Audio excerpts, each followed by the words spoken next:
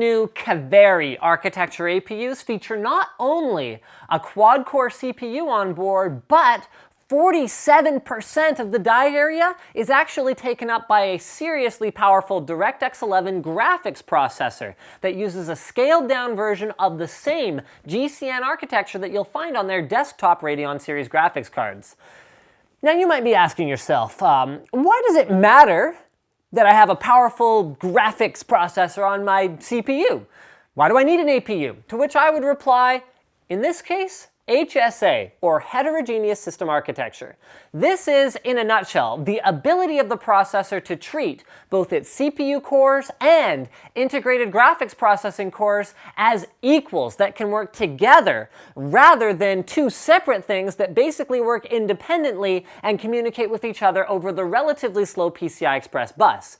Now, with HSA, those two processors can even access the same system memory in order to achieve perfect collaboration. And while we'll need software to play catch-up a little bit before the majority of your programs are optimized for HSA, the performance benefits that can be realized are very significant. And with all of that in mind, it is time for a build guide featuring this exciting processor that marks the first availability of HSA hardware.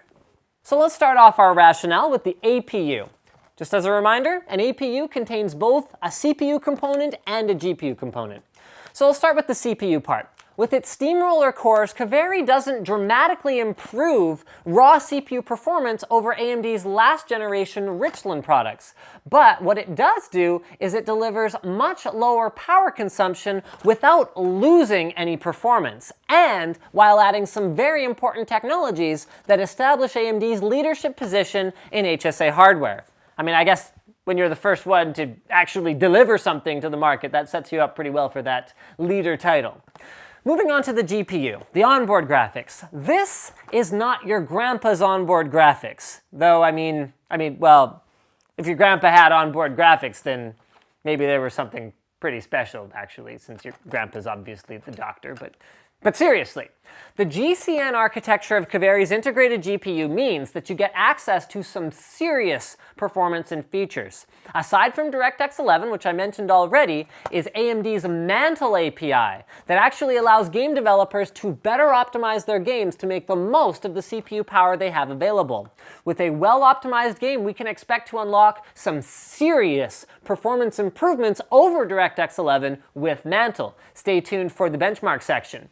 Next up is AMD's True Audio DSP, or digital sound processor, a piece of technology that could revolutionize the way in-game audio is handled by game engines in the long term. In games, rather than relying on cheap software tricks to achieve echoes and other spatial effects, True Audio allows sound to bounce realistically off of objects accurately according to the player's surroundings. And outside of games, the applications of this technology include things like cleaning background noise out of voice recordings and much, much more. And all of this is without using up valuable CPU cycles. Then finally, there's dual graphics, or the ability to basically run your onboard graphics in Crossfire with a supported desktop graphics card for tangible performance improvements. We'll be showing you this one running in tandem with an R7 250 later on in the video. Which leads us to memory. In AMD's internal testing, they found that 8 gigs is the sweet spot where most people, unless you're doing content creation or some other kind of serious usage, are not using more than that. And I will agree with that up front, but they also found that in addition to dual channel DDR3 1600 megahertz, they are finding a benefit all the way up to 2400 megahertz dual channel DDR3 memory. So I went with G.Skill's Aries 2400 megahertz 2x4 gig kit for this particular build, not because I necessarily believe them right off the bat, but because I want to take this system when we're done and do a little bit of validation and find out if it's worth the extra couple bucks. As for why we went with G.Skill RAM, on our test benches, we found that it just plain works across a very wide variety of motherboards to an extent that we don't see from any other manufacturers. So, I've never actually showcased them on the channel before. I figured we might as well do that because it's something that we do use internally, and having RAM that just plain operates as intended is pretty invaluable. For the motherboard, we went with an ASRock FM2 A88X Extreme 6 Plus. And honestly, there's not much of a rationale here. I wasn't particularly picky about the motherboard for this build. The most important thing was to make sure I was getting one that is FM2 Plus, as opposed to FM2. FM2 Plus CPUs are not backwards compatible with FM2 boards, whereas FM2 Plus boards will work just fine with FM2 CPUs. So make sure that your retailer has FM2 versus FM2 Plus boards clearly marked, and if you're not sure, double check the manufacturer's website. Now, there's a wide variety available from all the usual sub-specs, and you'll find fancy features on some of the boards versus other ones, but FM2 Plus boards will have at least the following features in common. Number 1, trim support on SSDs running in RAID 0. That's a nice little performance feature right there.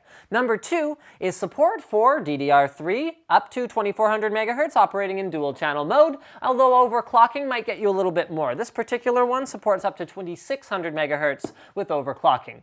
Number 3 is support for up to 4 displays off the onboard graphics on that Kaveri APU that you've got. And number 4, again, powered by the onboard graphics, is support for 4K video output. For cooling, we went with the Cooler Master Hyper T4, which is actually AMD optimized out of the box, which is kind of unusual these days. There were no awkward adapters or anything like that, and it's got a nice large fan, all at a very aggressive price. We could use the box CPU cooler, but this one will give us some cooling headroom for the overclocking tests later on, and it's going to run quieter as a whole. Now, storage is always so personal. Normally, I say get a WD Blue or a Kingston V300, but I actually have to leave off my traditional V300 recommendation since Kingston recently changed the flash that they're using on that drive. So, Crucial's M500 series and Samsung's 840 EVO series are both fantastic, value-oriented options as a replacement for my usual V300 recommendation. I think most people in this price range will choose the capacity of a hard drive over the speed of an SSD when it comes to storage, but another alternative is always grabbing an SSD now and kind of living with the small storage for a while, then adding a hard drive for bulk storage later. It's all just going to depend on your budget and your upgrade schedule. Now, the graphics card is a very optional part of this build and something that I would consider more like an upgrade later because we were going for a very value-optimized system when we put together the initial list, but this R7 250 is capable of running in dual graphics mode with the onboard GPU, so that's effectively like crossfire between your dedicated and your integrated graphics, and we will show you what you can achieve by doing this particular upgrade later on in the future by running some benchmarks for you in the conclusion of the video. Our case is the Source 210 Elite from NZXT. It doesn't have many frills, but it looks pretty nice and it acts as a solid enclosure. For our power supply, we've gone with a Seasonic SS400 ET, which in my mind is pretty much the only power supply that matters for the entry level. I mean, okay, it comes in a couple of different, wattages, but it's all basically the same thing. They're quiet, they have 80+ bronze certification, and Seasonic as a manufacturer has a fantastic reputation. Not to mention, they're very inexpensive. For our OS, we're going with Windows 8 because Windows 8. So now it's time for the actual building. First step is to start with a safe, static-free workstation and an anti-static strap. I like to keep mine on my ankle so that it stays out of my way while I'm trying to work. All we really need for assembly of a modern computer is a multi-bit screwdriver. I like to use a magnetic one because it doesn't do any damage to the components, and if you drop a screw somewhere or whatever else, it allows you to dig it out of there without being more difficult than it has to be. Now, I always recommend putting the system together once outside of the case to ensure that everything works while it's nice and easy to get at. The motherboard box makes a handy non-conductive test bench. Don't use the anti-static bag that's in the motherboard on top of it though. Once you power on the board, some of these bags have conductive outer coatings and can actually short out your motherboard. So we'll start with CPU installation. Carefully remove both the CPU and the stock heatsink from the box. The pins on the CPU are very, very fragile, so be extremely careful, especially with those. Next, lift up the retention arm on your motherboard. Align the triangle on the corner of the CPU with the triangle on the corner of the socket. Place the CPU into the socket, don't push on it, and then push down the retention arm. That's pretty much it. Grab the thermal compound that is included with your Hyper T4 cooler. If you were using the stock heatsink, you could just use the thermal compound that is pre-applied to that. Then put a line down the middle of the heat spreader. It's a bit bigger for AMD CPUs than it is for their competitor CPUs because their heat spreaders are a little bit larger. Next up, what you're going to do is grab all the mounting hardware. Comes in a big bag like this from your CPU heatsink box, and grab your memory. You'll need both of those for this step. Well, one of them anyway. Your memory goes in now because the Hyper T4 overhangs the memory slots to the point where you won't be able to install memory in all of the slots once you've installed your cooler. So for dual channel operation, consult the manual of your motherboard, but go ahead and install them in what would normally be color-coded slots, but in the case of this particular ASRock board, it's just going to be the ones that are spaced out from each other. Whenever installing DDR3 memory, open up the tabs, align the memory, being careful of the notches, carefully place it in, then once it's positioned correctly, push down firmly on both sides until the notches click back into place on their own. Once that's done, this big bag of hardware that I said you'd need, you don't actually need it. I'm sorry, I lied to you guys. All you need, because this cooler mounts natively on AMD, is this hold down arm. That's it. So we're going to position our fan so that it is blowing air up towards the top of the case. Then we're going to go ahead and run this through the bottom. Position it in the little sort of mini heatsink at the bottom with the slot in the middle, accepting the little notch in the retention bar. Place it onto the CPU, latch on the one side that doesn't have a plastic retention clip, then latch it onto the other side. There we go. And tension it. Boom, just like that. Next up, last step here, is take that lead for the CPU fan. Go ahead and tie it into a nice little knot or tuck it away somewhere in a corner, preferably both, and then plug that 4-pin connector into the 4-pin PWM fan connector on the motherboard itself, labeled CPU Fan 1. Your CPU, RAM, and heatsink, they're all done. When you take your case out of the box, I recommend taking the packing materials and putting them safely away in the box. That way, if you ever have to ship your system somewhere or otherwise transport it, you're going to know where those packing materials are. And your case box is a great place to put the boxes for your other components like your motherboard, CPU, etc., just in case you have to send any of them back for a warranty exchange at any point. You can store them all in there, put them in the attic, or whatever else. So the first step is to open up the side panel. This case uses thumb screws, so you can go ahead and take those out with your fingers. If not, there are, of course, screw slots in the back for a Phillips head screwdriver, and you can use your screwdriver instead. Take off that left side panel. Go ahead, put that in the case box as well. That way it'll stay safe and it won't get knocked over or scratched when you're in the process of building your machine. I recommend doing the same thing with the other side panel. The first step whenever you open up any case is to do a quick sanity check. Have a look. Is the manual there? Good. As long as the manual is there, you can check and find out what other hardware was supposed to be included. Your case should come with all of the hardware that you need to install all of your components inside of it. Installing the I/O shield in a modern case is pretty simple. You just go ahead and make sure that you've got the top side up, and you'll be able to tell on this one because the PS2 and USB ports are going to be at the top, and this is true of most of them. The audio ports will be at the bottom. Go ahead and position it approximately correctly, then press on all 4 corners until they have all snapped into place and it doesn't come out anymore. Now, retail power supplies will come with a bunch of extras like installation screws and some cable management stuff, but even though our power supply is completely OEM, it comes in a little baggie, we have that stuff anyway because it comes with your case. So this one comes with some zip ties as well as the 4 hex screws we're going to need to install our power supply. So next up, we just need to choose our orientation.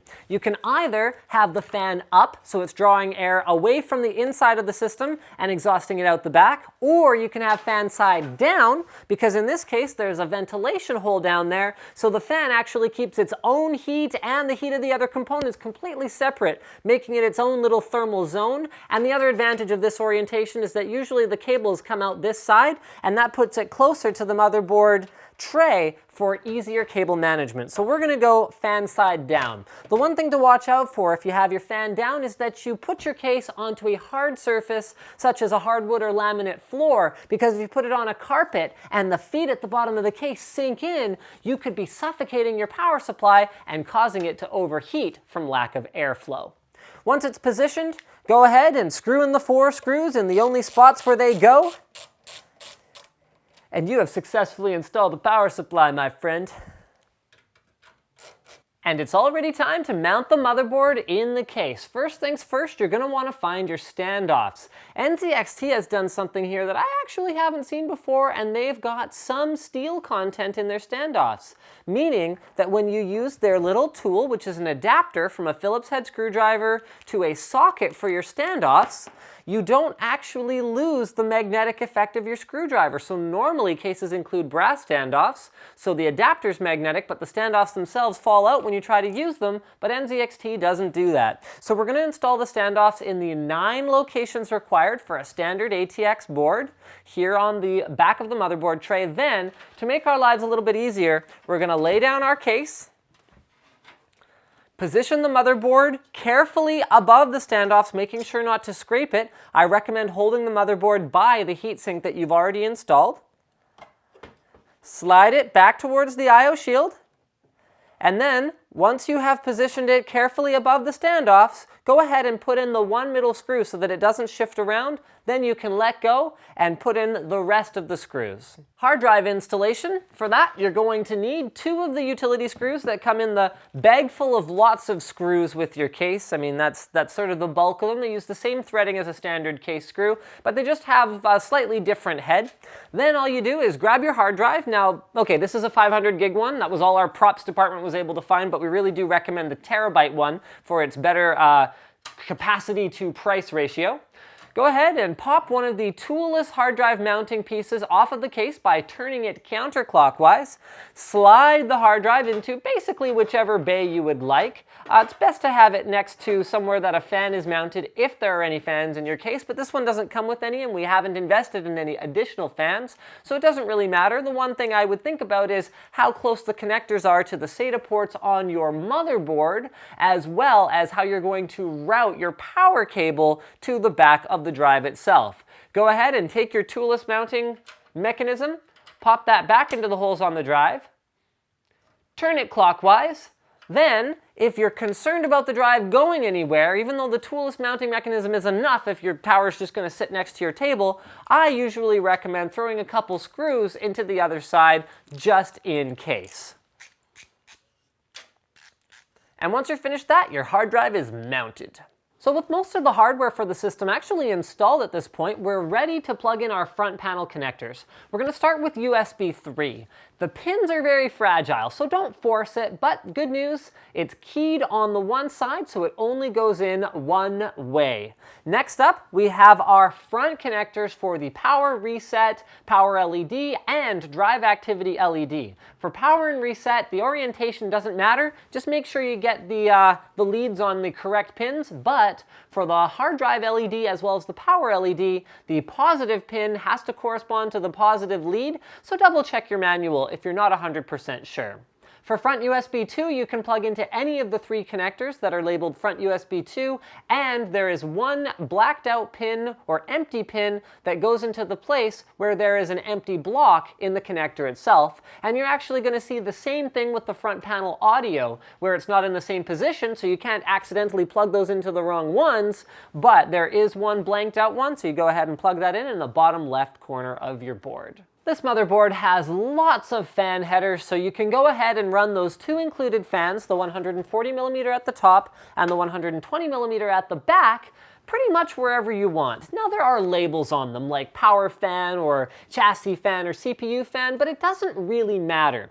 As long as you remember where you've plugged it in, or I mean you can always play around with it after the fact, the only time it'll ever make a difference what type of fan it is when you look in the BIOS and you see the labels and you're adjusting the profile for it or whatever else. So go ahead and plug those in. They're both 3-pin fans, but you can plug them into either a 4-pin or a 3-pin connector, just like we did. And one little trick that I used is I cut off the Molex connectors that are on these fans by default. These are here just in case you don't have enough spare headers on your motherboard so that you can power the fans directly off the power supply. The advantage of which being you can plug in as many as you want, the disadvantage of which being that you will not be able to control them through your motherboard's UEFI or BIOS in order to turn the fan speeds down and up dynamically when your system is under higher or lower levels of stress. Next up is our main power connectors for the motherboard. So we've got the 8-pin, which goes in the top corner. Now, if I'd been a little bit smarter, I might have pre-cable managed this one before I put the motherboard into the case, but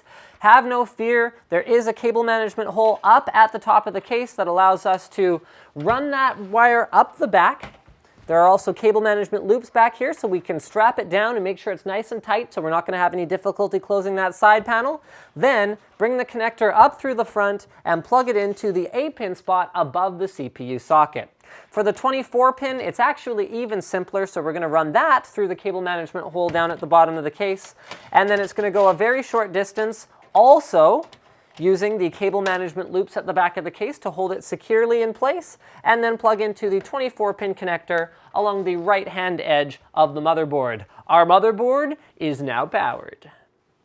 To plug in the hard drive, all we have to do is plug our SATA cable into the motherboard. Any of the SATA ports will do. There's no master-slave relationship like there used to be with IDE. Then plug that data cable into the back of the drive, and finally a power cable into the back of the drive as well. One thing that I usually like to do is instead of using the last SATA connector in the chain, use the second last one or third last one, because that will leave the additional ones free as kind of a courtesy connector for next time you want to install a hard drive so you don't have to reroute another SATA cable.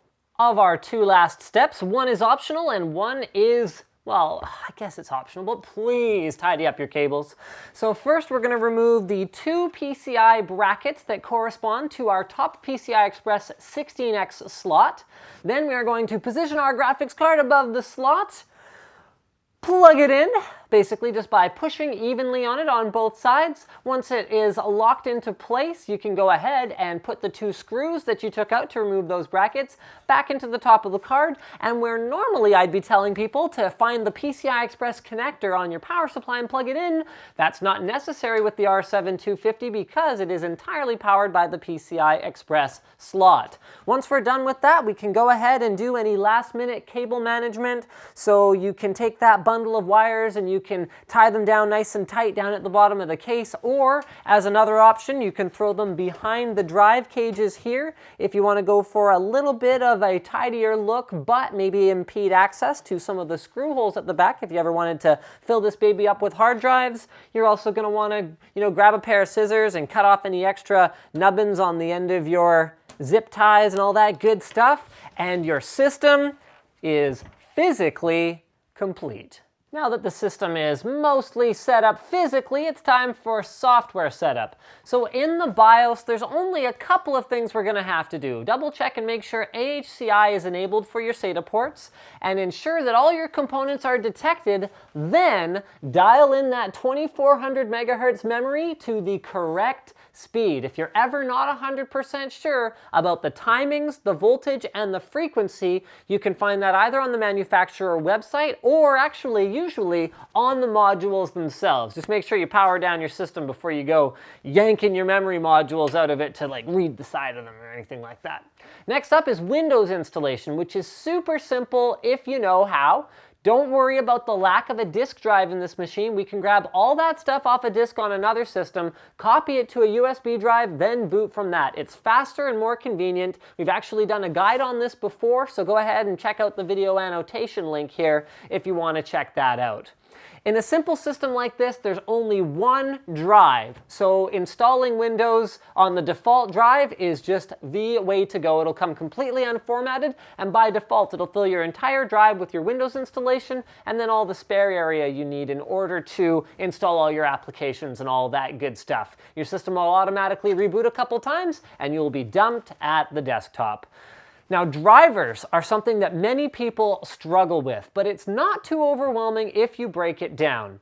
Install the drivers off of the disk for things like your network, because you're obviously not going to be able to get on the internet unless you have a network driver. Then go to the manufacturer website for things like your video card, which is AMD, whether you put in the discrete graphics or you're running the onboard graphics, as well as your motherboard, which is ASRock, and just grab all of the stuff for your particular component and install it. If there's anything missing, don't worry too much about it, because all you have to do is use this little simple trick. Go to Device Manager, right-click the component in question. Usually it'll have a little exclamation mark with a yellow triangle around it. Then go to Details, use the drop-down box to go to Hardware ID, Google the then underscore number and dev underscore number string, and it will tell you exactly what that thing happens to be, and then you're golden.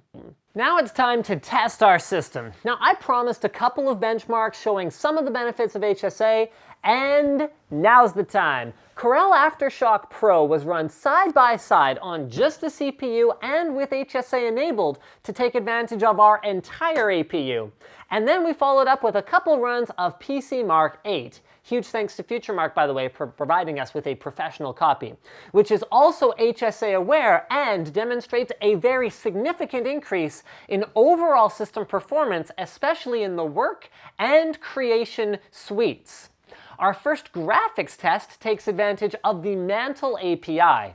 The Star Swarm benchmark, which we've run in both DirectX mode and Mantle mode to see what kind of performance improvements we can get with an APU, seems to validate that Mantle is going to have some wings to fly on in the future, even though right now there aren't a ton of games that support it. To validate the operation of dual graphics, we've run BioShock Infinite and Far Cry 3 with just the integrated GPU, just the R7 utilizing only the CPU part of our APU, and then finally with the APU running in dual graphics with the GPU to show you guys that there is a tangible performance improvement.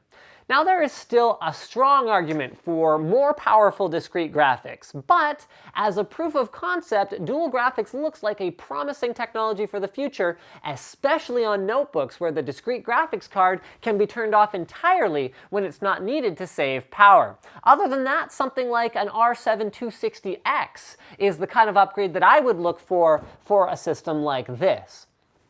To take a look at the performance improvements that we can gain from increasing our memory frequency, our G.Skill kit is clocked at 2400 MHz by default, but we tried underclocking it to 2133, 1866, and 1600 MHz to see what you get for the extra couple of bucks. Looks pretty worthwhile to give that onboard graphics some extra memory bandwidth when you're gaming, hey? For our last performance test, we take our Star Swarm benchmark and then run it at stock speed, and then with the CPU and the GPU on our APU both substantially overclocked. Looks like there's some fun to be had for tuners and tweakers who want to try to squeeze the most out of this value-oriented onboard solution. I hope you guys enjoyed this video and learned a little something about HSA and the kinds of performance leaps it will enable in the future, along with the other AMD technologies showcased in this build guide. One that I actually didn't mention before is 4K media playback. HSA accelerated media players will allow your GPU to handle 4K video playback without taxing your CPU over much, and remember, both of those things are part of the APU. This is the kind of future-proofness that isn't necessarily about some, greasy car salesman telling you that you'll be playing the latest games at 4K in 5 years if you buy this one, because that kind of future-proofness really doesn't exist. Rather, it's about making sure that the system maintains its base functionality over a nice long period of time by unlocking additional performance with improved software over the time that you own your system. It's the sort of thing that we're already used to seeing with gaming consoles, for example, but now with a PC. So that's what we built today. Maybe the exact parts list isn't what you're going to buy, but it's a great starting point for a system that's good today and great tomorrow. Thanks for watching this build guide. Thanks to AMD for making it possible. And just in case you aren't already, don't forget to subscribe to Linus Tech Tips for more great computer videos, build guides, unboxings, reviews, and all kinds of crazy stuff just like this one.